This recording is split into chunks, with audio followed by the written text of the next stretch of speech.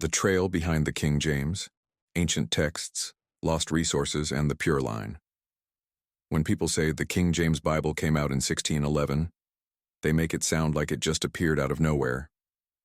But in reality, the King James is the result of a preserved line, through early copies, ancient versions, and faithful translation. Let's take it back.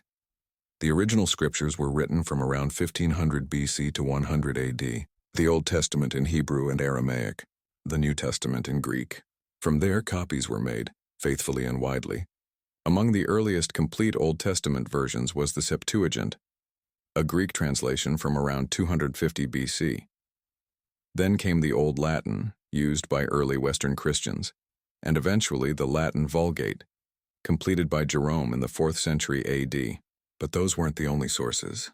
There were also lesser-known but powerful ancient copies, like the Alexandrinus, Sinaiticus, and Vaticanus manuscripts. These copies, though older, are not always more accurate. Many contain missing verses or questionable edits.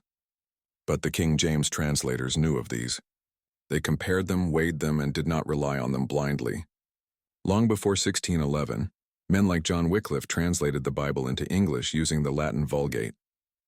Later, William Tyndale went back to the Hebrew and Greek, laying the groundwork for the KJV itself. The King James team had access to texts we no longer have today. Early Byzantine manuscripts, regional scrolls, historical commentaries, and preserved church writings that have since been lost or destroyed. They didn't rely on just one line. They cross-checked everything, from Hebrew Masoretic texts to Greek received texts, from Latin versions to church history, building the most complete and spiritually faithful Bible the world has seen. So no, the King James isn't just a good old version. It's the final link in a long, protected chain. It's the Bible that stayed on the narrow road and while others strayed.